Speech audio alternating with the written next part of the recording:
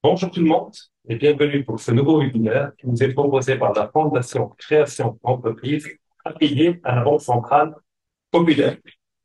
La thématique de ce webinaire est l'ensemble des opportunités d'investissement, mais également des accompagnements entrepreneuriaux proposés ou offerts par le Centre régional d'investissement de la région Casablanca-Stage. Pour en parler, nous avons le plaisir d'accueillir, ou plutôt d'être accueillis, au centre régional, par Madame Fatem Sarah Moussaré.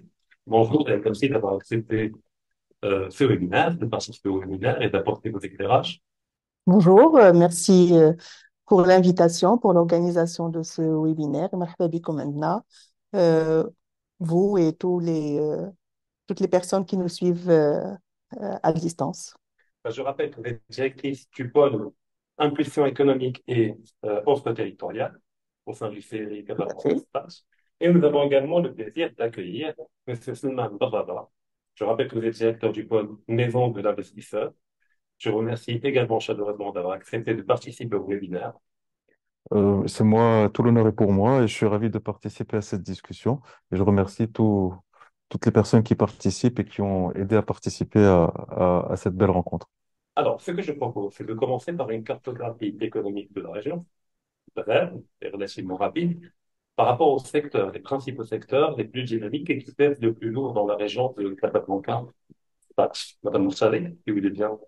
Alors, merci pour la question. En effet, la région de Casablanca-Stade, c'est la locomotive économique du Maroc. C'est pas moi qui le dis, ce sont les chiffres.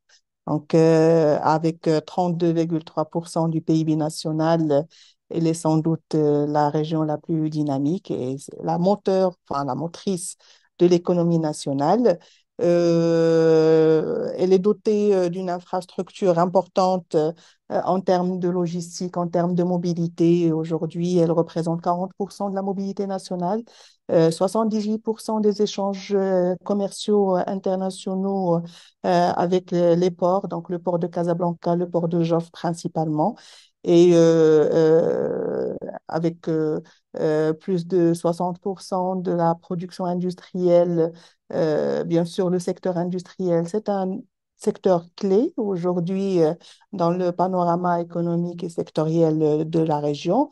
Euh, Pratiquement tous les secteurs d'activité coexistent dans la région, comme avec sa situation géographique, avec sa connexion un peu à l'international, mais également à l'échelle nationale, avec son infrastructure, avec son capital humain jeune et qualifié et tous les atouts. Donc, aujourd'hui, il y a le secteur industriel dont j'ai parlé, il y a le secteur des services, il y a le secteur de la finance. Aujourd'hui, c'est la première place financière à l'échelle africaine. Ça fait Euh, si, Tout à fait, exactement. Et puis, le secteur de l'agriculture, aujourd'hui, quand on entend Casablanca, on n'a pas trop tendance à penser que c'est une région agricole, et pourtant, c'est le grenier du Maroc. C'est le premier producteur de lait et de viande blanche à l'échelle nationale.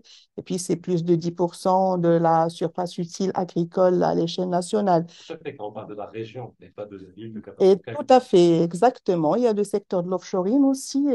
Donc, on est le premier pôle de l'offshoring à l'échelle nationale. Et puis, je pense que la première plateforme à l'échelle africaine, c'est Casa Nearshore Park aujourd'hui, avec plus de 20 000 emplois et plus de 200 entreprises installées.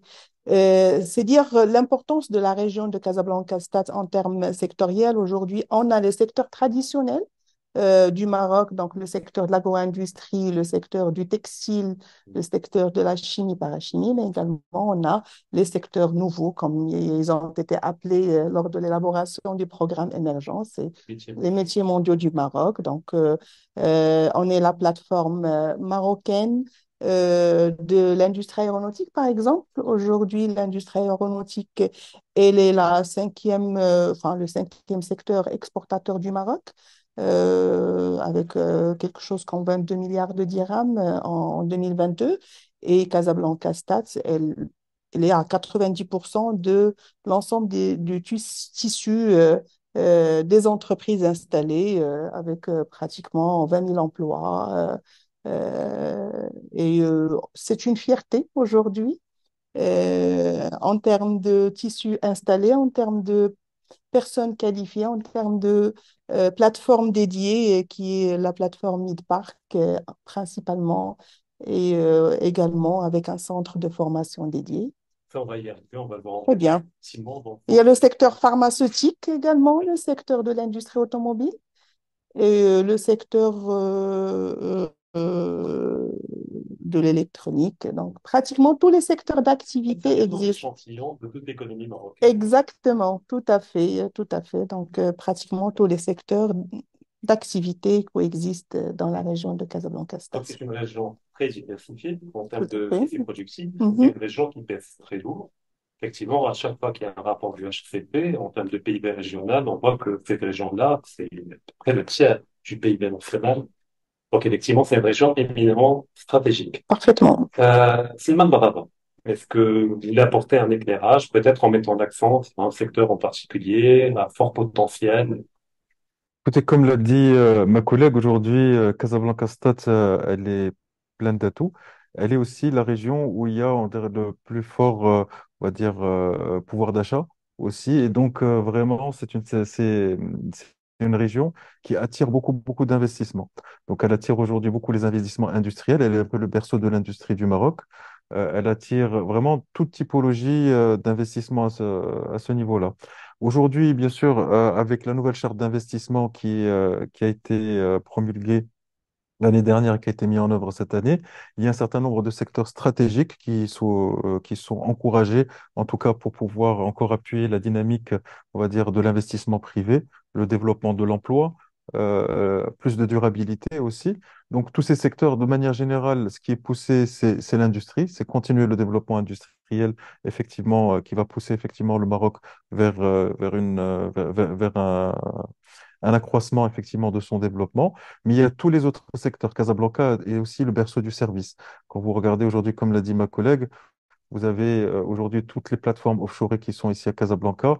Il y a un ensemble voilà, il y a un vrai écosystème aussi qui est, si vous regardez vers Sidi Barouf, d'entreprises technologiques qui sont hors offshoring, qui sont développées.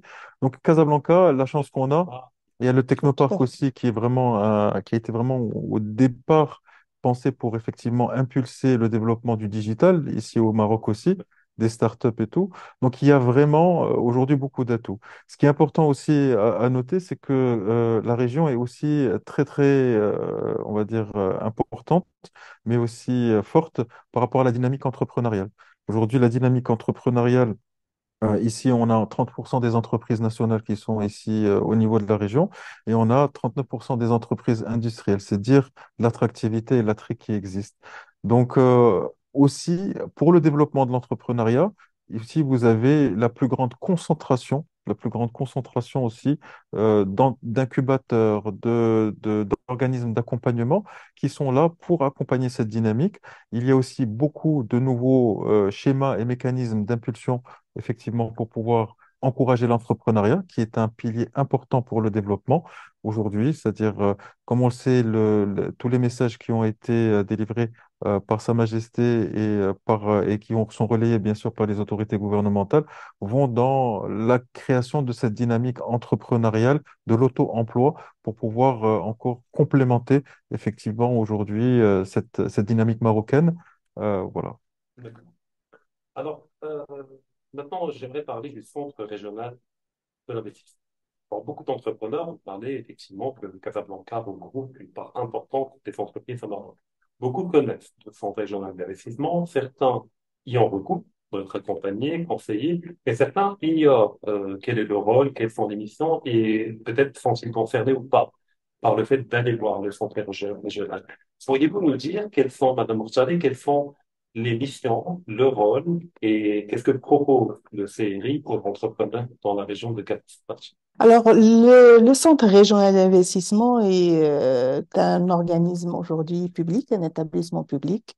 Les centres régionaux d'investissement ont été créés en 2002 suite à une initiative de Sa Majesté le roi, si que Dieu l'assiste, à travers une lettre royale adressée à l'époque à Monsieur le chef du gouvernement. Et après 18 années d'existence, justement, pour faciliter l'acte de créer l'entreprise et d'investir, ils ont subi une grande réforme en 2019. Donc, il y avait la loi 47-18 qui régit un peu les missions des CRI. Donc, les CRI, il y a 12 CRI au Maroc et chaque région au Maroc, elle a son propre CRI. Alors, cette nouvelle loi 47-18, elle a élargi un peu le champ d'action des centres régionaux d'investissement et elle l'a doté de plusieurs prérogatives. Donc, le centre régional d'investissement, il est structuré autour de deux pôles. Donc, il y a le pôle impulsion économique et offre territoriale et il y a le pôle maison de l'investisseur qui est géré par mon collègue Slimane. Le pôle impulsion économique et territoriale, il intervient sur les différents champs.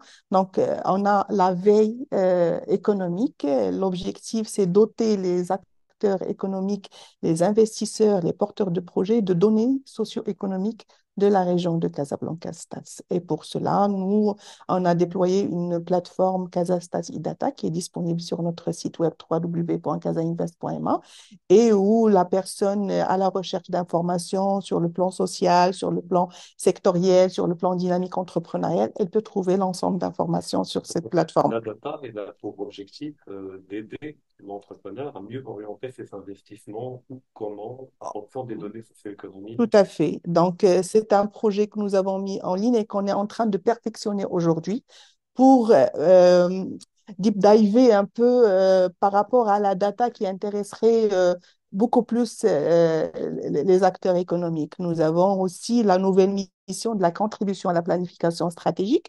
Aujourd'hui, on intervient avec l'ensemble des acteurs locaux dans l'élaboration des documents de planification, que ce soit stratégique ou urbain. On était acteurs dans le schéma régional de l'aménagement du territoire lancé par le Conseil de la région, également dans le plan de développement régional aujourd'hui, qui a un plan ambitieux et qui a pour vocation de rehausser un peu le niveau de la population en termes de formation, en termes d'entrepreneuriat, la dynamique économique. Il touche les problématiques environnementales, les problématiques du stress hydrique, de connectivité avec l'ensemble du territoire. Donc, c'est un plan de développement qui s'étale sur le mandat du Conseil de la région et auquel on a participé. Réalité nationale, mais gérée à l'échelle régionale par des séries. Au fait, nous, sur cette mission en particulier, la contribution à la planification stratégique, on intervient avec l'ensemble des acteurs par rapport à leurs prérogatives pour l'élaboration de documents de développement économique pour la région, soit à très court, soit à moyen, soit à long terme. Et c'est une nouvelle mission aujourd'hui parce qu'on se porte comme la voix de l'investisseur aujourd'hui pour apporter cette voix auprès des décideurs pour leur dire, écoutez, on a tel besoin, tel secteur qui se développe. Vous connaissez bien les problématiques, vous êtes en contact permanent, donc Voilà. vous avez une remontée de l'information en réalité. On a une vision un peu transversale de l'ensemble du territoire. Et la troisième mission au niveau du pôle d'impulsion économique, c'est la mission de la préparation, la contribution à l'offre territoriale et son marketing auprès d'investisseurs créateurs de richesses et d'emplois. Et puis, le pôle maison de l'investisseur. Donc, je laisserai peut-être Slimane en parler davantage parce que ça relève un peu de son périmètre. Bah, écoutez, avec grand plaisir. Donc, le pôle maison de l'investisseur, son objectif, c'est premièrement l'accompagnement des investisseurs au niveau régional. Alors, quand on parle d'investisseurs, c'est vraiment l'investisseur de manière très très large. On est à l'échelon territorial de Casablanca Stat en charge d'accompagner la toute petite entreprise, la TPME, la grande entreprise aussi. D'ailleurs, vous posez la question, le poids des PME dans tout ça, dans l'accompagnement, etc.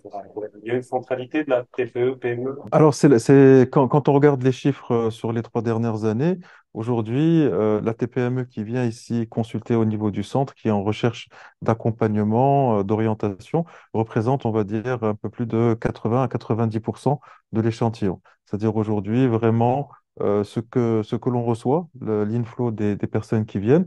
Les demandes sont vraiment diverses. On peut dire que 50% des demandes sont liées vraiment au métier historique du CRI, qui est l'accompagnement administratif.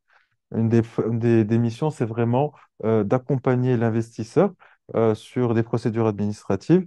Donc, parfois, il y a des procédures où on intervient directement. On a la création d'entreprise. On fait encore la création d'entreprise ici au niveau du CRI de la région. Une fois que votre dossier est complet, vous pouvez venir déposer votre dossier et obtenir enfin, faire toutes les formalités pour avoir la patente et les différentes immatriculations nécessaires. On a aussi on va dire des actes qu'on gère par rapport à l'acceptabilité environnementale, par rapport à l'attribution de l'eau. Et puis, il y a des choses qu'on fait en partenariat avec les autres administrations, où les gens viennent, on les conseille, on les oriente et on les assiste dans le suivi de leur dossier. Donc, c'est environ 50% de l'activité. Les autres 50% de l'activité, ça va être des demandes qui vont être des demandes d'information, des demandes liées au financement, des demandes de conseils sur différents volets, et où le CRI aujourd'hui est en train de développer vraiment une expertise là-dessus pour pouvoir vraiment être le plus proche du besoin à ce niveau-là.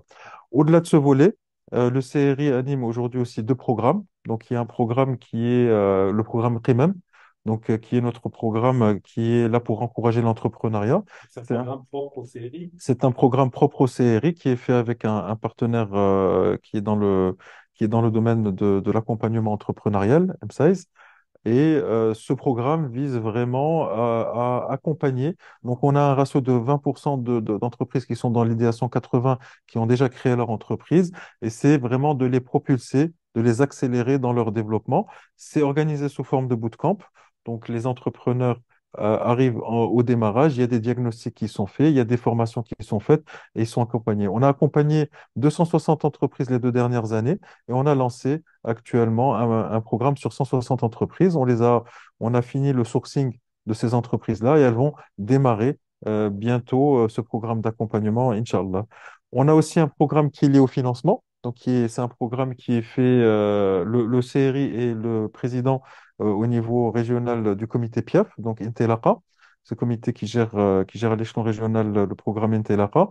Et on a lancé depuis une année un programme d'accompagnement pour accompagner 800 entrepreneurs sur le financement Intelaqa. Donc là, on est sur la phase de finalisation des dossiers qui sont déposés auprès des banques. Donc, on a déjà formé plus ou moins 700 entrepreneurs. On a environ un peu plus de 500 dossiers qui sont déposés auprès des banques. Et là, on est en train de travailler avec les banques pour fluidifier effectivement l'instruction de ces dossiers. Pour le volet investissement, c'est C'est, le volet accompagnement. c'est notre mission, elle est vraiment, on est là pour accompagner de manière générale les entreprises et particulièrement la TPME.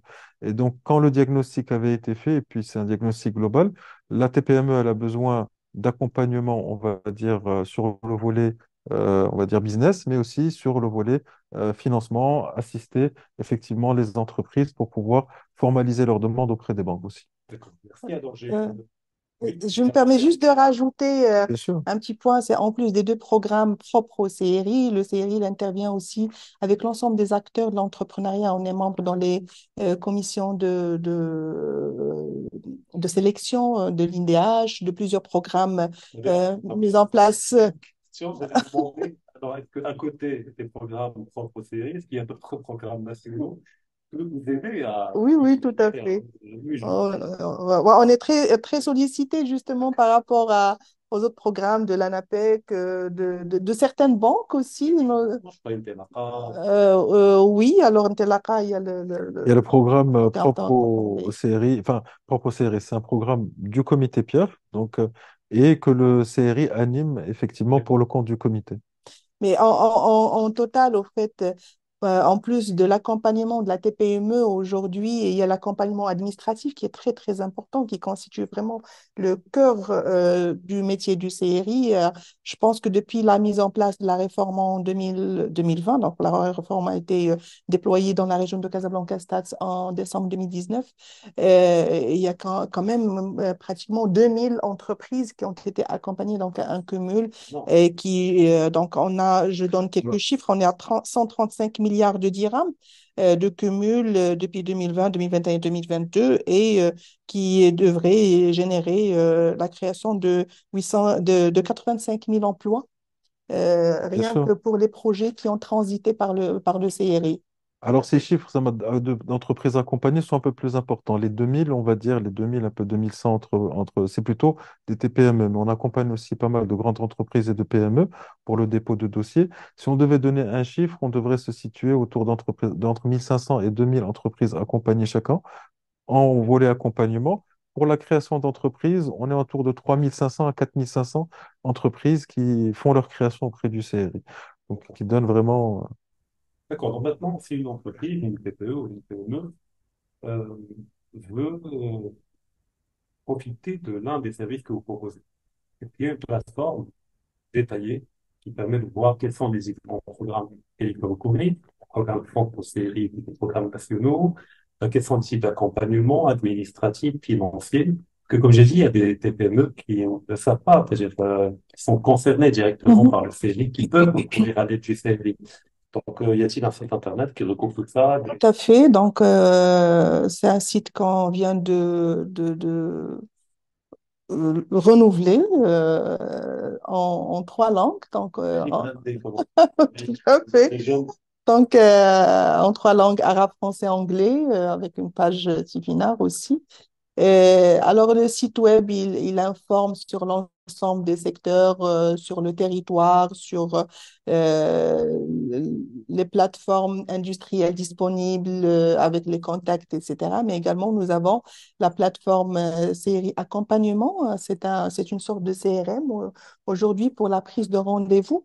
Alors, la prise de rendez-vous, elle peut être physique, c'est-à-dire un demandeur, un investisseur ou un opérateur économique qui souhaite se rapprocher du CRI pour avoir des informations et il peut se connecter, demander le rendez-vous là où il veut, soit au niveau du siège de Casablanca ou au niveau de nos annexes qui sont à Stade, Jdida ou à Barchid. Et il y a aussi la possibilité pour, par exemple, nos Marocains résidant à l'étranger qui n'ont pas la possibilité de faire le déplacement, on a la possibilité d'offrir un rendez-vous virtuel justement pour répondre à toutes les questions. Et en face, il y a des experts, on a des qui vont répondre, qui vont prendre en charge.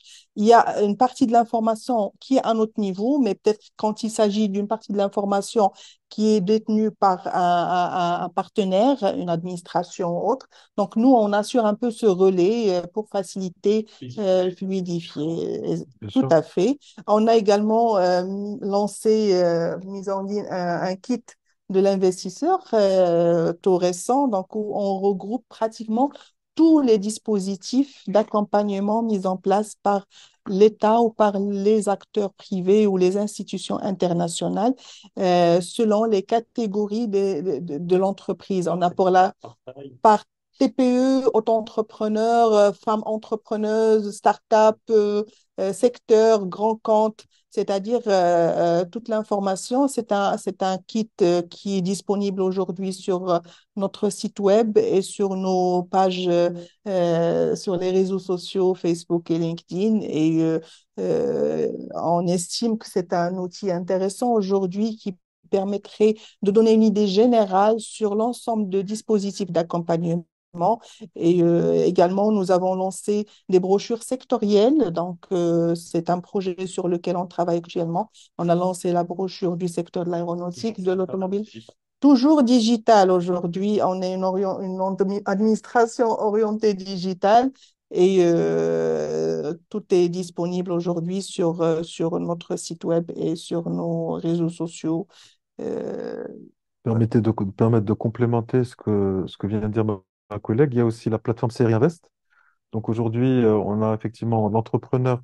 Aujourd'hui va venir, il va être accueilli au niveau de la plateforme, généralement accompagnement, on prendra rendez-vous. Et quand il y a un besoin sur un certain nombre de procédures administratives, il y a aussi une plateforme qui est dédiée aux procédures administratives, où on peut créer un compte, on peut demander un certain nombre de procédures. Donc il y a une vingtaine de procédures qui sont gérées par les CRI. Et puis si la procédure n'est pas gérée par le CRI, on fait aussi l'orientation et l'accompagnement pour faciliter l'entrée en relation et l'obtention des autorisations avec les autres administrations vers leur plateforme dédiée ou leur site dédié.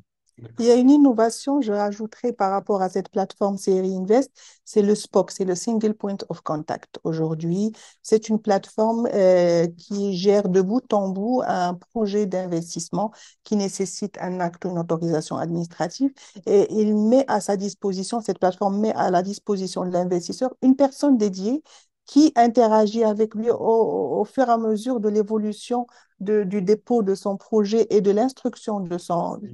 Il y a un suivi personnalisé et même l'investisseur, il suit À chaque en étape, temps réel euh, bien sûr. le déroulé un peu de son projet au moment de son dépôt. On est même regardé en termes de délai, et en termes de KPI, c'est-à-dire par rapport à la réactivité de cette personne en face, le délai d'instruction, le délai de réponse, Bien sûr. le délai De toutes de... les manières, les délais ont été imposés dans la loi et donc aujourd'hui, le CRI sur le respect des délais, on est sur le traitement des dossiers sur, je crois que la dernière année était autour sur 5,5 jours. Tout à fait. 5,5 jours. Et donc, voilà, nous, notre objectif, c'est vraiment de répondre le plus rapidement, de faire des retours et d'accélérer, effectivement, d'accélérer le développement de ces investissements Comment à dire, ce plus on met niveau-là. d'argent et plus on fait Bien gagner sûr, de bien temps, sûr, plus bien efficace. sûr. Alors, il y a une chose qui est très importante. Très importante, on est en face d'un public averti, d'hommes d'affaires, et il faut qu'on arrive à dire que nous, on fait beaucoup d'efforts justement pour fluidifier cet acte d'investir, mais cela n'exclut pas que nous aussi, on est en face de certains défis. Oui, Quand on dit que la région, elle est très prisée, elle est très sollicitée de par ses ressources humaines, sa culture entrepreneuriale, et, tout à fait, ça met une pression en quelque sorte sur certains aspects. et puis Par la exemple, quantité, le euh, bon prix, tout à fait, bon service, puis voilà. tout à fait. Donc la pression peut-être par rapport au foncier industriel aujourd'hui, la région elle est très très demandée et Français de puis manière générale, hein, foncier- c'est-à-dire de manière générale, Bon, enfin, surtout, on va dire que Casablanca est 20-25 kilomètres à la ronde. oui, C'est vraiment là où, comme c'est vraiment, comme je disais tout à l'heure, c'est là où il y a le plus grand pouvoir d'achat. Toutes les industries qui veulent approvisionner le marché national, parce qu'il ne faut pas oublier Casablanca est aussi on va dire le hub commercial. Il y a une grande partie des échanges commerciaux marocains qui passent par Casablanca, tout à fait. parce que les grands distributeurs sont ici à Casablanca, donc c'est vraiment la plaque tournante. Donc l'enjeu pour les industriels, c'est effectivement d'avoir le coût logistique le plus faible, approcher le plus de se rapprocher le plus, d'avoir le coût logistique le plus faible, puis d'avoir aussi l'accès aux différentes infrastructures nationales et internationales. synergie avec les autres industries. Tout à fait, tout L'objectif, à fait, tout à fait, c'est tout à fait. Il y oui, a aussi le défi de l'attractivité des ressources.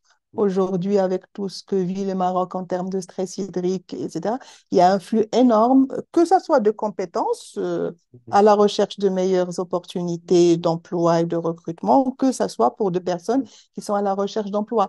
Le message que je souhaiterais peut-être communiquer par mon intervention, c'est que c'est une région très prisée, c'est une région terre d'investissement, d'opportunités, mais également c'est une région qui fait face à plusieurs défis et avec l'ensemble des acteurs locaux, on est en train de travailler justement pour répondre et pour offrir la meilleure offre territoriale pour permettre à ces investisseurs de réussir leurs affaires et leur business. alors, il y a un énorme intérêt pour le livre, parce qu'il y a énormément de questions. Donc, si vous voulez, je vous dis le bal Parfait. et vous balancez des questions.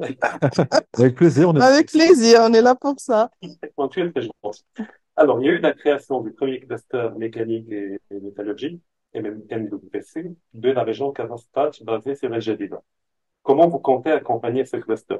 Une autre question, comment l'écosystème au sein de la région Casa permet une évolution de la création d'entreprises? Alors, le clustering, juste pour revenir en arrière et puis peut-être répondre à la question, la première chose, généralement, on se clusterise autour d'une entreprise, généralement, on va dire un peu leader. Donc, effectivement, si on veut impulser une démarche, on va dire, constructive, nous, notre recommandation, si on est LGDIDA, aujourd'hui, il y a la zone du parc industriel de Jof, donc, qui est aujourd'hui axée sur un certain nombre de métiers, donc des métiers qui sont dans la métallurgie, dans dans les hydrocarbures, dans les industries chimiques un petit peu lourdes, c'est peut-être de se rapprocher, puis de voir comment on peut se rapprocher de ces industries-là pour créer ces synergies. Aujourd'hui, généralement, les TPME qui veulent se développer en termes de cluster, il y a deux aspects. Il y a l'aspect, il faut avoir des commandes et puis avoir une entreprise leader qui va les aider à se développer via ces commandes, donc créer ces synergies-là. Et puis, il y a De sous-traitance. des schémas de sous-traitance à ce niveau-là, ou en tout cas de proposer ces services et puis de faciliter la commande. Le deuxième volet, il est sur, on va dire peut-être un peu la mutualisation. Quand on fait un cluster, comme ça avait été fait sur CE3M, donc qui était un cluster mécanique qui avait été fait, je pense ici au niveau de Noissal, c'est aussi mettre en place des moyens mutualisés pour pouvoir mieux répondre aussi à la demande. Donc moi, si pour pouvoir faciliter la chose, il faut essayer de voir comment rentrer en relation avec ces industries leaders pour pouvoir essayer de créer effectivement ces synergies-là. Nous, on peut effectivement assister, aider à cette mise en relation-là. Et après, il faut effectivement instaurer un dialogue. Ce dialogue et essayer de constituer un peu constituer ce cluster-là et lui donner ces moyens-là pour pouvoir le faire et le réussir, Inch'Allah. Et il y a aussi juste un petit ajout, et le cluster, il a besoin aussi de recherche et d'innovation. Aujourd'hui, JDIDA avec l'Université Chouaib Toukali, avec l'UNCG, etc., c'est un territoire propice justement pour le développement de ce cluster. Et puis, comme a dit Slimane, on peut intervenir dans le cadre de la mise en relation ou dans le cadre de la facilitation aussi de Tout à fait, contacts et tout tout à Ça ça. fait. permettra de garder les profils qui sont formés dans la région, dans la région. Tout à Pas fait. laisser partir dans d'autres C'est régions. au service aussi de l'industrie aujourd'hui. Tout à fait. Alors, question très pragmatique, est-ce que le CRI accompagne des entreprises pour trouver un actionnaire? Alors, pour répondre, aujourd'hui, le CRI va plutôt avoir la position du financement. C'est-à-dire, on va peut-être essayer de vous rapprocher des institutions bancaires. Certaines institutions proposent aujourd'hui des programmes où euh, vous allez avoir une dimension private equity. C'est-à-dire, je m'explique, vous avez par exemple la CDG qui a lancé le programme Génération Entrepreneur. Ils sont en train d'accompagner, alors j'ai rencontré dernièrement le responsable du projet, c'était en train d'accompagner déjà 4 premières entreprises et 4 qui sont en train de venir, et c'est des prises de participation. Généralement, c'est des entreprises qui ont déjà qui sont déjà, on va dire, qui sont déjà lancées, qui ont besoin d'être renforcées, de mobiliser. Il y a certains, alors après, il y a toute la question du greenfield, c'est-à-dire le démarrage de l'activité. Là, généralement, on va plutôt aller chercher, alors ça dépend maintenant dans quel secteur on est. On va aller chercher peut-être du venture capital, des business angels qui vont aider au démarrage. Donc, tout ce tissu est en train de se structurer. D'ailleurs, notre ministre du ministère de l'Investissement a participé à une rencontre avec l'AMIC Ouais. qui était effectivement autour de cette thématique-là. Donc, aujourd'hui, nous, dans ce qui est disponible dans le secteur public, donc, on peut effectivement mettre en relation avec ces sociétés-là avec les dispositifs de 212 Founders, qui sont des appels à projets, avec Génération Entrepreneur, à ce niveau-là. C'est un secteur qui est en développement. Donc, ce n'est pas forcément un actionnaire, mais il y a d'autres mécanismes qui Tout à permettent fait. Quand on parle de l'actionnariat, c'est quand on parle de private equity, ça veut dire qu'il va y avoir une prise de participation avec un retrait interne. Normalement. avec un retrait à terme. Généralement, les sorties sont entre 5 et 7 ans. C'est ça un petit peu qui est fait. Maintenant, après, nous, aujourd'hui, notre intervention, elle est plus sur, on peut faire de la mise en relation aussi avec un certain nombre de banques. On a les programmes, effectivement, Intelapa aussi, qu'on accompagne. Donc, voilà. Faut dire qu'on n'est pas très sollicité sur cet aspect-là et on sent que ça va venir aujourd'hui avec cette dynamique du capital. Tout à fait. Et même auprès enfin, de nos équipes, on essaie de ramener des experts. On organise des rencontres chaque pratiquement vendredi matin qu'on appelle les matinales de l'intelligence économique. On invite des experts et parmi les experts qu'on avait invités, c'est des représentants de l'AMC qui nous a présenté un petit peu les métiers de capital investissement, quelles sont un peu les opportunités en termes de financement et en Bien termes sûr. d'investissement de ce type de... Toujours une défiance encore vis-à-vis des marchés financiers parce qu'on a quand même un nombre important d'entreprises familiales qui demeurent fermées sur elles-mêmes, qui voient un actionnaire étranger comme un intrus, qui va entrer. Mais avec la nouvelle génération qui est en train de monter, il y a un changement de mentalité très disponible. Je suis complètement en ligne avec ce que vous dites. Aujourd'hui, on a vraiment un changement de génération qui est en train de se produire. Moi, je dis toujours, on est dans cette phase voilà, d'entreprises familiales qui sont en train de se structurer. Et il y a une vraie thématique sur effectivement la reprise des activités historiques, la transmission et leur développement, qui est en train de s'opérer d'entrer en bourse. Ce qui est vraiment super encourageant, c'est qu'aujourd'hui, moi je le vois, il y a beaucoup de jeunes aujourd'hui qui sont en train d'arriver aux commandes de ces entreprises-là, qui sont super bien formés, super bien connectés, avec vraiment de nouvelles dynamiques d'impulsion. Et franchement, ça laisse augurer vraiment un très bel horizon à ce niveau-là. Peut-être juste une petite précision sur tout ce qui est private equity, recherche d'actionnaires. Il y a aussi le timing. C'est-à-dire, généralement, quand on va à un moment donné, considérer à quel moment je vais aller chercher un actionnaire, c'est aussi comment je vais valoriser mon entreprise. Donc, il y a une vraie réflexion. En tout cas, j'invite les gens qui sont dans cette réflexion-là, voir est-ce que c'est le bon moment. Et puis après, bien sûr, la recherche d'actionnaires, il y a un certain nombre de mécanismes qui sont en train d'être mis en place. Une comptabilité saine. Il faut avoir une comptabilité saine, claire et transparente. Et puis aussi, si vous avez une bonne idée et vous cherchez tout de suite quelqu'un qui va rentrer avec vous dans le tour de table, aussi, vous n'allez pas avoir le même bargaining power, vous n'allez pas avoir le pouvoir de négociation que si vous avez déjà un carnet de commandes et quelque chose qui est établi à ce niveau-là. Alors, Madame Charret, vous avez commencé à répondre à la question que je vais poser, enfin, qui est posée par mon spectateur. Alors, la volonté d'encourager l'entrepreneuriat était basée sur une stratégie qui inclut les universités, peut-être même on peut élargir les écoles. Pourquoi? Parce qu'il y a le modèle américain où effectivement il y a beaucoup de partenariats entre des industries et des entreprises et des universités qui ont des laboratoires, qui font de la recherche, qui prennent des marchés auprès d'entreprises. Tout à l'heure, vous parliez des agenda et vous disiez que vous pouviez faciliter également la mise en relation entre les potentiels universitaires et de ces universités et de l'entreprise. Donc, c'est un début de réponse. Alors, tout à fait. Aujourd'hui, l'université, je pense, elle est consciente de son rôle dans le développement économique.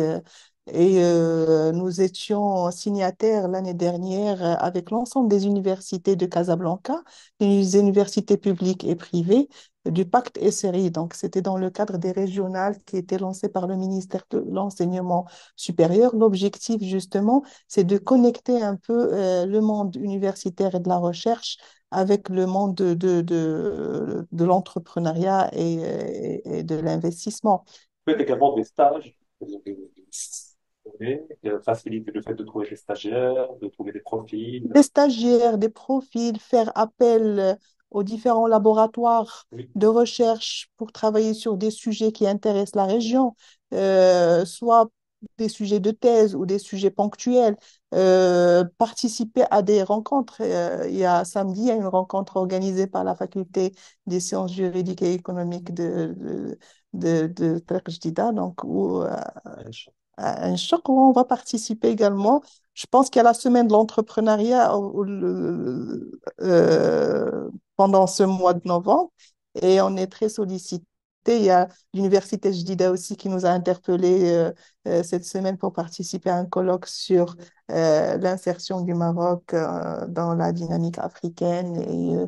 Donc, il y a un Euh, développement de l'université, par exemple. Tout à fait. Il y a un rapprochement assez conséquent, c'est-à-dire aujourd'hui, on le sent et il y a beaucoup de sollicitudes. Et même Qimem, le programme Qutb Mouakabat Muqawala, c'est parce que Qimem, c'est l'acronyme de Qutb Mouakabat Muqawala, les bootcamps, les bootcamps, on les organise à la Cité de l'Innovation de l'Université Hassan II à Casa. On l'a organisé au niveau de la Cité de l'Innovation aussi de l'Université Hassan Ier de Stade. On est membre du conseil d'administration de l'Université Hassan Ier de Stade. C'est dire qu'aujourd'hui, il y a une vraie prise de conscience de part et d'autre de l'importance de créer ce pont entre le monde économique et le monde universitaire. Je dirais pas qu'on a atteint un peu la vitesse de croisière, mais on est vraiment sur les... Tout à fait. De l'entrepreneuriat. Mais il y a une vraie volonté de part et d'autre pour créer ces ponts et pour permettre à ces jeunes de comprendre les marchés, les besoins du marché pour préparer, tout à fait. Exactement. Et puis, je complémente ce que dit ma collègue. Moi, ce que j'ai observé au niveau des universités déjà, c'est qu'il y a l'entrepreneuriat en termes de formation est vraiment à l'ordre du jour. C'est-à-dire aujourd'hui, vous allez retrouver dans toutes les universités des parcours pour l'entrepreneuriat, pour encourager l'entrepreneuriat. Et l'entrepreneuriat, comment dire, c'est un chemin. On réussit peut-être pas forcément sa première entreprise, on se lance, on y va. Et comme disait ma collègue aussi, aujourd'hui, il y a vraiment un vrai rapprochement entre l'entreprise, le secteur on va dire de l'université, de la recherche, mais aussi des pouvoirs publics pour pouvoir créer effectivement cette dynamique d'innovation autour de ces trois hélices-là et qui vont vraiment porter, Inch'Allah, une fois qu'on va dire cette culture aura été encore plus développée et créer vraiment des choses très très intéressantes pour le développement économique de la région et du Maroc de manière plus générale. Alors, une autre question, c'est technique. Comment on fait des CRI pour vérifier la qualité des projets d'investissement qu'ils soutiennent?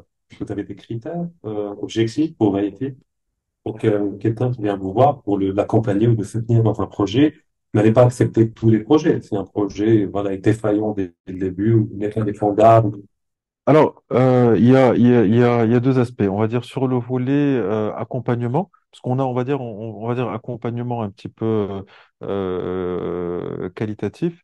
Aujourd'hui, le CRI, il a un rôle d'orientation, de conseil et de suivi. Alors, qu'est-ce que c'est que cette orientation, cet accueil, ce suivi? Quand aujourd'hui un entrepreneur vient, on essaie de diagnostiquer un peu avec lui quel est son besoin. Il peut avoir un besoin, effectivement, quand on voit un projet, on va commencer à poser des questions, on va voir avec lui effectivement où est-ce qu'il en est un petit peu de son parcours entrepreneurial. Et si on voit qu'il y a des choses à complémenter, nous, aujourd'hui, on le réoriente soit vers nos programmes, donc où on a des professionnels de l'accompagnement qui vont vraiment venir aider et pousser le projet un petit peu plus loin, soit via des programmes partenaires à ce niveau-là. Donc aujourd'hui, nous, on ne refuse personne, on est vraiment ouvert. L'idée, c'est vraiment, comme on l'a dit, le parcours de l'entrepreneur. C'est pas un parcours où on réussit du premier coup. Ce serait bien qu'on réussisse du premier coup. Et je pense qu'au niveau international, on dit qu'il faut tout faire trois, quatre entreprises avant qu'on en arrive à avoir son entreprise, à trouver la bonne et celle qui correspond à son chemin de vie. On ne parle pas de mariage, on parle d'entrepreneuriat. Ah, le travail, le travail est une autre forme de mariage. On est marié avec son travail. Plus de temps à l'entreprise qu'en famille, en réalité. Et qu'on est entrepreneur. En tout cas, voilà, nous, notre rôle, c'est vraiment d'aider au diagnostic et puis d'essayer d'orienter soit vers des programmes internes, soit vers des programmes externes, mais aussi de donner des conseils si on voit vraiment qu'il y a des choses qui sont vraiment qui sautent à l'œil, c'est d'attirer l'attention de l'entrepreneur et puis de l'encourager d'aller encore plus loin à ce niveau-là. Donc, vous acceptez tout le monde et déjà, vous commencez par aider l'entrepreneur à définir son besoin. Tout Des à fois, fait, tout à fait. vous définissez le besoin. Et puis, à partir de ce diagnostic, vous l'orientez vers tel. Et l'informer, vous l'avez dit tout à l'heure, aujourd'hui c'est un diagnostic qu'on a, comme l'a dit ma collègue, on travaille avec tous les acteurs de l'écosystème. Il y a on est en train d'essayer de vraiment faire ce travail de transmission de l'information. Il y a des choses qui existent. À l'échelon territorial de Casablanca, mon Dieu, entre les programmes publics et les programmes privés, c'est incroyable. Il y a beaucoup de choses. Maintenant, nous, on essaie à chaque fois de voir et puis d'orienter vers la bonne solution. L'accompagnement se fait dans le temps, c'est des choses qu'on fait. Après, il y a tout le volet administratif, on reçoit des dossiers. Là, il y a un certain nombre de choses qui sont vérifiées, qui sont assez normées via un certain nombre d'éléments. Et bien sûr, si on voit il y a des choses qui sortent de la norme, effectivement, on en parle avec l'investisseur, on le conseille, on l'accompagne pour pouvoir présenter les projets dans la meilleure version possible pour instruction. Voilà. Madame Fatemza Chari, il y a une question pour vous. Dans la continuité de cette université, mais là, c'est sur un autre volet. Donc, la personne demande, enfin, il dit qu'elle s'intéresse particulièrement à la manière dont le CNI de Cafastat soutient et facilite le networking entre les PME et les grandes entreprises. Est-ce qu'il y a cette dimension de networking à travers des événements, à travers des... Alors, Connaître du privé, c'est pas la mission du CNI peut-être? le networking, aujourd'hui, c'est très demandé par les investisseurs. Aujourd'hui, même même les investisseurs étrangers aujourd'hui avec qui on travaille beaucoup à travers les chambres de commerce ou les représentations économiques étrangères au Maroc, quand ils sollicitent l'appui du CRI pour connecter. Donc, nous, on a des relais, c'est-à-dire ça, à travers les fédérations sectorielles, à travers la CGM, à travers les groupements professionnels. Donc, c'est un peu ce genre de travail de matching qu'on fait quand il s'agit d'événements ou quand il s'agit de rencontres. Oui, on peut facilement le faire parce qu'on estime qu'on a cette facilité de nous connecter à l'écosystème administratif, mais également à l'écosystème privé à travers nos relations excellentes avec la CGM, avec l'ensemble des fédérations sectorielles. Donc, on peut facilement le faire. On l'a déjà fait sur certains sujets et Bien sûr. on peut toujours le faire. C'est du networking, pas de la manière dont les gens peut-être l'imaginent, mais c'est une forme de networking plus rapide, plus direct, qui va directement interpeller l'acteur qui peut Tout à répondre. fait. Tout à fait joint, ça peut être un organisme sectoriel qui représente tout un secteur. Tout à fait, exactement. C'est-à-dire que nous, aujourd'hui, donc, dans les programmes, par exemple, le programme Premium, il y a une petite partie networking qui est faite en fin de programme, donc qui est organisée en partenariat avec le partenaire de l'incubateur. Comme l'a dit ma collègue, effectivement, on est en mesure de mettre en relation avec des organismes qui sont des réseaux eux-mêmes. Mais ce que je peux aussi encourager les personnes qui se posent cette question, on est souvent invité, comme l'a dit ma collègue, dans des événements. La dernière fois, j'étais dans un hôtel et j'ai vu côte à côte trois clubs de network. C'est-à-dire que les réseaux existent. Je vous invite vraiment à aller chercher. C'est-à-dire aujourd'hui, le rôle du CRI, il est là pour faciliter l'acte d'investir sur le volet administratif, sur les programmes, sur l'accompagnement et tout ça. Après, le volet business, c'est un volet aujourd'hui, on peut appuyer un petit peu, mais ce n'est pas notre cœur de... C'est par l'entrepreneur lui-même, il ne pouvait pas tout faire. Tout à fait.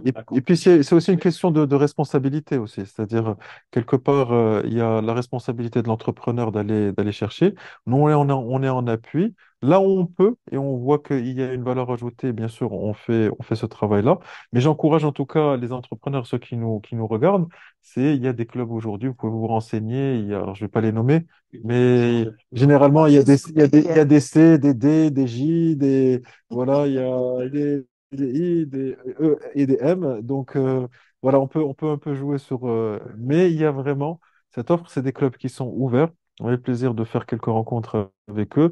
Ils sont aussi en demande. Mais voilà, ce travail-là existe. On va prendre un peu de hauteur au sens littéral du terme, question philosophique. Êtes-vous optimiste ou plutôt pessimiste par rapport à l'avenir de l'investissement dans la région, Casablanca-Sfax, compte tenu du contexte économique actuel, l'inflation, etc. Bah, écoutez, on est très, très optimiste. Aujourd'hui, on a les chiffres, on a les demandes. La région est, comme j'ai dit, est très, très prisée. Parfois, on n'arrive même pas à satisfaire certaines demandes quand il s'agit de certains sujets qui ne dépendent pas de nous. Maintenant, s'il y a un contexte un peu difficile, s'il y a une crise, c'est toujours, Il est pour tout le monde. comme on dit, pour tout le monde, mais les contextes parfois de crise, ça crée des opportunités pour, je pense, en chinois, en mandarin, Donc, de la même manière, parce que je dis également, je donne également le même conseil. C'est durant des périodes de crise où on sème les graines de la future réussite. exactement. Tout Donc, à fait, le marché est saturé. et tant mieux que l'être humain, il a cette force d'adaptation, il a cet esprit un peu d'innovation qui il peut trouver des niches, qui peut trouver des opportunités, justement. Le marché. Tout à fait. Puis, Il y a des sujets qu'on ne connaissait pas avant et aujourd'hui, ils cartonnent Ça fait dans le digital. dans le digital, tout à fait. Donc, on ne peut être qu'optimiste et on travaille, on œuvre moi, je me joins à ce que dit ma pour collègue. On est optimiste, d'autant plus, bon, rappelons-le, et je pense que tout le monde le dit, il y a bien sûr la vision de la Coupe du Monde qui arrive. Casablanca Stade aura l'honneur aussi d'avoir un certain nombre d'infrastructures qui vont être développées. Donc, ils vont effectivement appeler, faire un appel d'air à cette dynamique. Il y a l'immobilier qui redémarre avec le nouveau programme de logement. Bien sûr, qui va donner un coup de pouce à ce niveau-là. On dit quand l'immobilier va bien pour Bien sûr. Et puis, il faut pas oublier, là on est, c'est-à-dire, on l'oublie, le Covid, c'était à peine il y a 2 ans ou 2 ans et demi. Donc, il y a des effets, on le voit parfois, c'est-à-dire, quand on regarde les chiffres, bon, on va pas les citer, mais il y a des effets à retardement qui sont en train d'arriver. Il y a, je pense, actuellement une reprise un petit peu. Donc, effectivement, il y a un certain nombre de crises internationales qui sont toujours en cours, mais qu'il y a des rapprochements. On le voit, regardez, au niveau international, de très grands pays qui sont en train de se rapprocher. Il y a des choses qui sont en train aussi de se fluidifier. Mais en tout cas, là où ce que je voulais dire, c'est que le Maroc aujourd'hui vit une opportunité assez incroyable. C'est que on a cet équilibre géopolitique qui nous pousse aujourd'hui, effectivement, tous les investisseurs internationaux, notamment via la Coupe du Monde, mais via aussi ce contexte-là, sont en train de s'intéresser à la place Maroc, sont en train de venir. C'est des investissements qui vont venir à terme. il n'y a pas que effectivement l'Europe, avec le la Chine. Non, il y a la Chine. Je peux vous dire on reçoit de tous les continents, vraiment que ce soit d'Extrême-Orient, d'Orient, d'Europe, mais aussi des États-Unis, on reçoit des intérêts. Et donc maintenant, c'est des choses. D'abord, ils viennent pour être bien informés.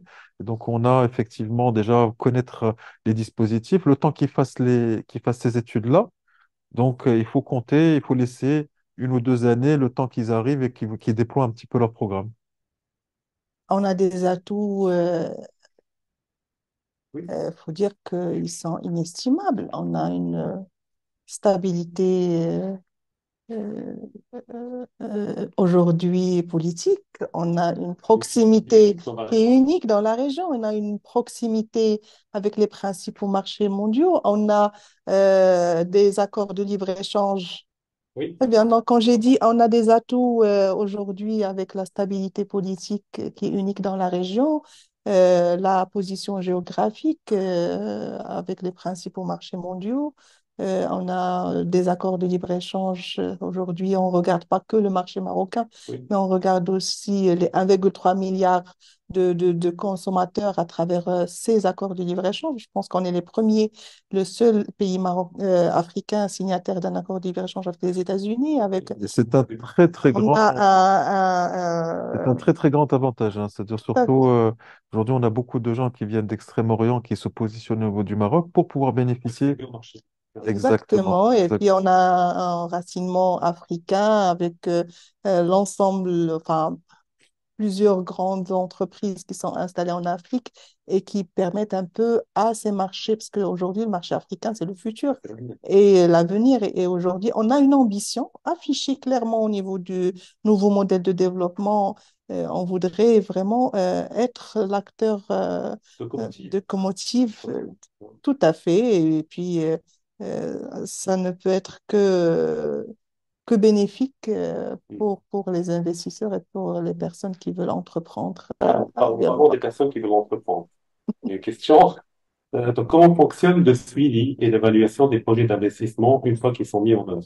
Alors, on a deux types de suivi. On a le suivi, on va dire, des projets qui sont passés par notre division en charge de la facilitation administrative. Donc là, par exemple, vous allez avoir un projet industriel qui vient et qui a besoin d'une acceptabilité Je environnementale. vais trouver une deuxième question avec la première, Bien comme sûr. ça, j'ai trouvé, et d'ailleurs, c'est en rapport avec ça. Comment fonctionne le processus d'octroi de terrain ou d'espace industriel pour les nouveaux investisseurs? Très bien, je vais essayer de répondre aux deux. Et Donc, voilà, ça. quelqu'un va venir, par exemple, pour l'attribution d'un lot dans des zones dédiées à l'activité, par exemple, sur le Jean Phosphore, sur Meat Park, sur les zones, effectivement, sur les zones industrielles, déposer un dossier auprès du CRI. Généralement, la première étape, c'est d'aller vérifier la disponibilité du foncier. Donc, c'est de se rapprocher de l'organisme aménageur développeur, c'est travailler éventuellement avec l'OMRAN, nous, on peut connecter, c'est ce qu'on fait souvent. Avec l'État, les gens viennent chez nous. Je fais une recherche. Nous, on a aujourd'hui un certain nombre d'informations sur les disponibilités dans les zones et on oriente en fonction du besoin. Quelqu'un peut venir pour louer un terrain, on peut l'orienter vers une offre qui existe. Par exemple, la Chambre de commerce française ici à Barchid ou à Stade. Quelqu'un qui veut acquérir un foncier pour une industrie lourde, on va plutôt l'orienter peut-être vers El Jadida parce que c'est propice à ce développement. Quelqu'un qui veut être plutôt plus proche, il y a un certain nombre de projets qui sont en train d'arriver, sur Soualem, le Riaïta, qui sont en cours de développement, donc on peut l'orienter et le connecter. Généralement, la première étape, c'est d'aller vérifier la disponibilité du terrain et ensuite il vient déposer chez nous. Il vient déposer chez nous un dossier et ensuite il est traité via la commission. Une commission qui se réunit tous les jeudis qui va examiner la disponibilité du terrain, qui va s'assurer que le projet est, comment dire, dans les paramètres normaux, qu'il n'y ait pas de choses, qui est réalisable surtout.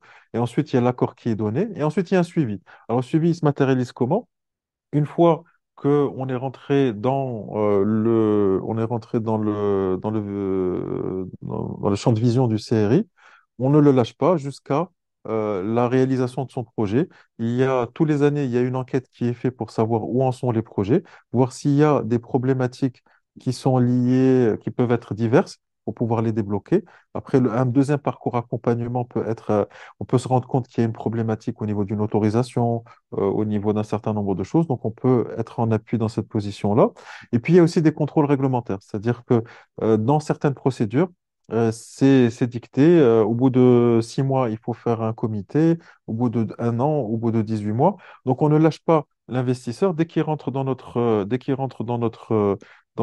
champ de vision. On l'accompagne au démarrage de l'activité, au moins une fois par an. On fait un check-in. Est-ce que tout se passe bien? Est-ce que vous avez des difficultés? Si on identifie des difficultés où on est concerné, c'est-à-dire côté partie publique, ben on engage une action d'accompagnement. Deuxième type de suivi, c'est les suivis à la demande. C'est-à-dire si quelqu'un aujourd'hui, il a une question autre, il peut venir prendre rendez-vous sur la plateforme ce CRI Accompagnement et il peut demander des informations et demander à être suivi pour son projet. C'est prévu par la loi 47-18. Il y a une mission peut-être dont on n'a pas trop parlé, une des nouvelles missions apportées par la loi 47-18 entre investisseurs et administration publique. Et là, on intervient également pour essayer de trouver des solutions amiables à certains différends qui peuvent surgir. Et je pense Tout à que fait. c'est une mission très intéressante qui tend et tout à fait. Il y a beaucoup d'entreprises qui restent bloquées parce que Parfois, il y a un problème de taxes, un problème de retard de paiement, de Parfois, c'est juste un problème de compréhension aussi. compréhension. Oui. C'est-à-dire, il y a un misunderstanding, mais comme il n'y a pas de canal direct, nous, ce qu'on fait généralement, donc, dans le cas de la conciliation, on parle à l'investisseur, on parle à l'administration. On Et puis, essaie de rapprocher on fait des étapes intermédiaires pour les rapprocher, c'est de trouver des solutions et faciliter la chose. d'accord. Là, on prend encore deux ou trois questions pour conclure. Donc, une question, mon projet touche à l'artisanat et j'ai besoin de collaborer avec le ministère concerné. Est-ce que je peux passer par le CE? Oui. D'accord. Vous êtes le bienvenu, la bienvenue. On peut organiser une rencontre avec la direction régionale de l'artisanat. On peut carrément voir aussi la chambre de l'artisanat L'artisanat, j'allais en parler. qui est membre dans notre conseil d'administration. Aujourd'hui, on a toutes les chambres professionnelles au niveau de notre conseil d'administration. Et il faut dire qu'on est ouvert. Parfois, il y a des choses peut-être qui ne relèvent pas de nos missions, mais on peut le faire vu qu'on a cette facilité de contact avec les acteurs. Parce que vous servez l'intérêt général et donc, de toute manière, vous pouvez aider nous aider. Tout à Bien fait. sûr, bien sûr. Après, il faut pas oublier que toutes ces administrations-là, administration par administration, sont ouvertes. Une administration par nature, vous pouvez aller prendre l'information, vous pouvez prendre rendez-vous, soit par nous, soit y aller directement. Souvent, les gens n'osent pas, c'est-à-dire aller. Non, il n'y a pas de souci. Nous, c'est notre rôle et là, c'est juste que j'invite aussi les gens, c'est-à-dire qu'aujourd'hui, on a une administration par nature, on peut aller prendre une information, on peut demander un rendez-vous. Et nous, bien sûr, comme l'a dit ma collègue, on se fera un plaisir aussi de mettre en relation à ce niveau-là. En fait, il faut oser, il ne faut pas baisser les bras. Un entrepreneur par nature, il ne doit pas baisser les bras, il doit oser, il doit savoir que quand il s'adresse à une administration, c'est son droit Oui. d'avoir l'information. Et aujourd'hui, je pense qu'il y a un changement de mindset. Il y a encore des stéréotypes de l'ancienne administration et qui disent, ah non, je ne vais pas le demander, je vais le Franchement, tant mieux, mais après, il faudrait apprendre également. Et le digital, il y a plusieurs canaux aussi. Alors, une question. en parlant d'étapes, 3 ans après le lancement du programme Intelapa, quel est le bilan d'étape? C'est pas une question peut-être orientée aussi vers les CRI, parce que c'est... Mais est-ce que, à votre échelle, vous pouvez avoir une première appréciation carrément? Alors, effectivement, alors donc, comme on travaille dans le cadre du comité PIAF, au niveau de Intelaqa, alors je vais faire appel à ma mémoire. La région Casablanca-Stade a quand même totalisé de mémoire quelque chose comme je vais pas dire de bêtises, mais en termes de part de marché au niveau national, on a, je pense, la plus grande part dans les attributions des dossiers NTLACA. Aujourd'hui, je crois que ça doit se situer, je crois, qu'en termes d'engagement ou de décaissement autour de 26% de mémoire, c'est-à-dire Mhm. sur le programme au-delà des 3 années. En termes de décaissement, je crois que les chiffres sont autour de 76%, donc à ce niveau-là. Et actuellement, donc sur le déploiement du programme Interact qui est poussé par le C, qui est fait pour le compte du comité PIAF, on est dans la phase où on est en train d'accompagner, voilà, quelque chose comme, on a actuellement, je crois, bilan d'étape, on a 500 dossiers qui sont déposés et on a actuellement les premiers déblocages, enfin les premiers accords, pas déblocages, les premiers accords qui sont en train d'arriver et on est en train de travailler de manière très rapprochée avec les banques pour encore accélérer la chose. D'accord. Donc, peut-être une question pour conclure. Tout à l'heure, on a parlé des défis de la région, vu sa taille, sa complexité, tout à fait naturelle. Maintenant, il y a quelqu'un qui pose la question, quels sont les défis auxquels est confronté le CRI? La région que va donc installer. Défi, ça peut être politique. C'est une chose qui challenge, c'est pas forcément un problème. Mais qu'est-ce qui, pour vous, devrait, voilà, se développer prochainement et régler un certain nombre de problèmes pour les entrepreneurs? Je pense que parmi les défis, enfin, il y en a, il y en a pas mal, c'est de réussir un peu cette équité territoriale. Aujourd'hui, peut-être les projecteurs sont braqués sur Casablanca, il y a Jdida qui se développe pas mal, Barchid, mais il y a certains territoires peut-être qui nécessitent un effort supplémentaire, Ah oui.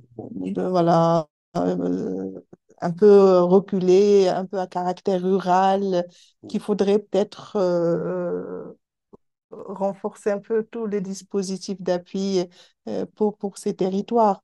Maintenant, peut-être parmi les défis du CRI, peut-être il faut... on a une grande ambition, peut-être avoir beaucoup plus de moyens, de ressources. Ma crénage a dit, et je pense que on a un manager jeune avec un mindset très très orienté marché et on a des équipes qu'on a ramené un peu. Il y a une sorte de brassage aujourd'hui entre les équipes qui étaient au CRI et de nouvelles ressources qui nous viennent du privé pour insuffler un peu cet esprit du privé. Effectivement, c'est une limite très intéressante. Et si on nous dote de beaucoup plus de moyens, certainement, Mhm. on va travailler, œuvrer davantage pour réussir nos missions et pour... Puis nous, sur le côté opérationnel, notre challenge, c'est vraiment de répondre aux besoins. C'est-à-dire, aujourd'hui, on répond aux besoins en information et tout, mais parfois, on se retrouve avec des projets, on ne trouve pas de foncier, par exemple, comme l'a dit ma collègue tout à l'heure, et c'est une énorme frustration pour nous. Et alors, on fait des pieds et des mains, c'est-à-dire pour pouvoir effectivement trouver des opportunités. Je peux vous dire que pour des petites et des moyennes unités, on va jusqu'à aller vers les acteurs privés qui ont aujourd'hui des offres. Au-delà des réserves foncières, non, c'est par exemple, quelqu'un a besoin de 200 mètres carrés ou 100 mètres carrés pour démarrer juste une production d'un produit, d'un atelier. Donc, on essaie vraiment de capter au maximum. Par exemple, il y a des offres sur Ensba que personne ne connaît, des petits entrepôts qui sont développés. On a pris les contacts, on met en relation, on essaie de faciliter les choses.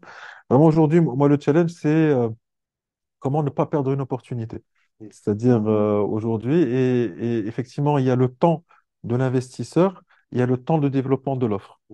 Et aujourd'hui, on essaye donc, nous, à travers nos actions, à travers tout le lobbying que fait le CRI en tant que voix de l'investisseur, comme l'a dit ma collègue, on essaie de pousser les choses et on peut que souhaiter que cette dynamique qui est enclenchée, qui est en cours, soit encore plus rapide pour que le temps de l'investissement et le temps effectivement du développement territorial et de l'administration soit le plus synchrone possible. Mhm.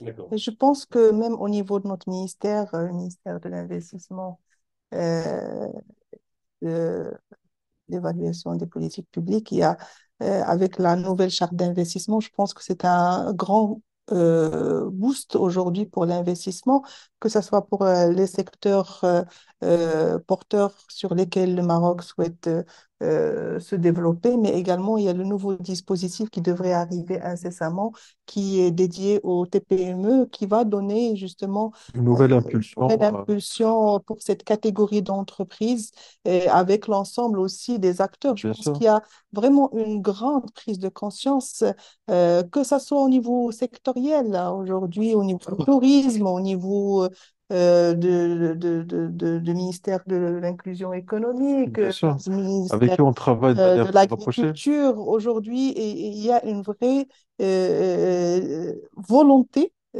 sous l'impulsion, bien sûr, et les orientations de notre souverain, que Dieu l'assiste, d'aider cette catégorie d'entrepreneurs justement pour Bien sûr. émerger et pour réussir leurs affaires. Comme Et on le disait au départ, il y a beaucoup d'offres qui sont en train d'arriver sur le marché et Madame Marsali, ma collègue Fatem Zahra en a parlé, il y a le dispositif Anna Moukawil, il y a beaucoup de programmes qui sont en train d'être reconduits et des choses qui sont en train d'arriver qui sont vraiment très très encourageantes. Puis aussi, pour rebondir ce qu'a dit Fatem Zahra sur le volet ministère de l'Investissement, vraiment, il y a les dispositifs de soutien dont on a parlé, la charte d'investissement, le dispositif principal est de la TPME qui va arriver, mais il y a aussi tout un travail qui est fait sur l'amélioration du climat des affaires. Il y a, sur le volet législatif, c'est incroyable. Actuellement, il y a tout un arsenal qui est en train d'être remis à jour pour pouvoir effectivement simplifier fluidifier effectivement l'acte d'investir. Et puis il y a aussi le fait que le CRI aujourd'hui, dans la grande famille de l'investissement, avec la MDIE, avec le ministère de l'Investissement, forme un tout, et une certaine lisibilité pour pouvoir obtenir cette information et mieux servir l'investisseur. Alors, on va conclure avec cette note d'optimisme et de visibilité. Voilà, moi, que vous vouliez ajouter un dernier mot. Bah, moi, j'ai envie de dire aux gens, bah, venez voir le série stage ou au moins rendez-vous sur la plateforme Internet. tout à fait, Ça serait déjà un premier pas vers le développement de votre affaire ou bien de recourir aux différents services que vous proposez. Étant certain que j'ignorais moi-même, par exemple, les questions de la médiation, ça c'est extrêmement important. Ça permet de résoudre un bon nombre de problèmes, mais également tous les programmes propres aux séries, les programmes nationaux. Et vous jouez un rôle de facilitateur, fluidifier, vous catalysez la dynamique. Donc, n'hésitez pas à vous ouvrir aux séries pour au moins vous informer. tout à fait. Marhaba bikoum. Et puis, on est là à votre service. On est là pour vous aider, pour vous orienter, pour vous accompagner dans vos projets d'investissement dans la région de Casablanca-Stade. N'hésitez pas à nous solliciter, euh, à nous harceler. On est à votre disposition, et je tiens, avant de conclure, à vous remercier, vous aussi, Rachid. C'est un plaisir de vous avoir ici au CRI, à remercier toute l'équipe qui travaille avec vous, et à remercier la Fondation Création d'entreprise de la Banque Populaire, qui est un partenaire historique du CRI. Et voilà, donc n'hésitez pas aussi à consulter notre site internet. Ah, moi, je vais voir ça. C'est de mettre à jour continuellement. Et puis, Donc on prend rendez-vous tout de suite. Tu vois. Allez, marhaba. Les services sont répondus. je remercie toutes les personnes qui ont pris le temps de nous suivre et de poser toutes ces questions. Et si vous avez encore d'autres questions, nous avons nos réseaux sociaux. Donc, posez-nous autant de questions. On est là pour vous répondre, et merci beaucoup. Merci à vous. Donc, Fatem Zahra Morchari, je rappelle que vous êtes directrice du pôle impulsion économique et offre territoriale. Nous vous remercions pour tous ces éclairages. On remercie également chaleureusement M. Salman Bababa, directeur du pôle Maison de l'investisseur. Très joli nom, Maison de l'investisseur. Donc, je vous remercie et j'espère vous revoir très prochainement. Et on remercie surtout et avant tout toutes les personnes qui nous ont suivis et j'espère qu'ils ont trouvé grandement d'éléments de réponse à leurs questionnements et ce fut d'ailleurs le cas. Et on les remercie pour l'intérêt qu'ils ont porté à ce webinaire et on vous donne très prochainement rendez-vous pour un nouveau podcast ou webinaire de la Fondation Création d'entreprise affiliée à la Banque centrale populaire.